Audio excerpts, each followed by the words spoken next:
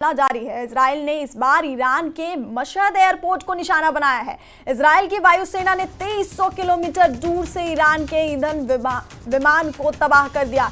Israel के defence सूत्रों का दावा है कि यह ऑपरेशन पूरी तरह सटीक था और इसमें टारगेट पर सीधा वार हुआ है। तो अब ईरान की सरजमी पर इजराइल का ये जो हमले हैं वो लगातार जारी हैं इजराइल की तरफ से, और इस बार ईरान के मशहद एयरपोर्ट को इजराइल ने निशाना बनाया। इजराइल की वायुसेना ने 2300 किलोमीटर दूर से ईरान के ईंधन विमान को तबाह कर दिया और इजराइल के डिफेंस सूत्रों का यह दावा है कि ऑपरेशन पूरी तरह से सटीक था और टारगेट पर सीधा वार हुआ है।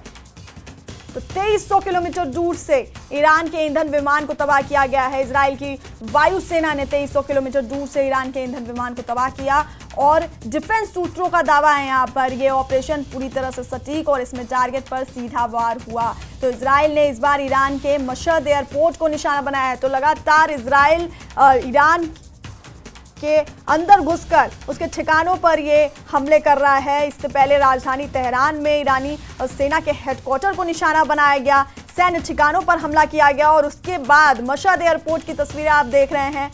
2300 किलोमीटर दूर से इजराइल की वायुसेना ने ईरान के ईंधन विमान को तबाह किया है। इजराइल के डिफेंस सूत्रों का दावा है कि ऑपरेशन पूरी तरह से सटीक था, इसमें टारगेट पर सीधा वार हुआ।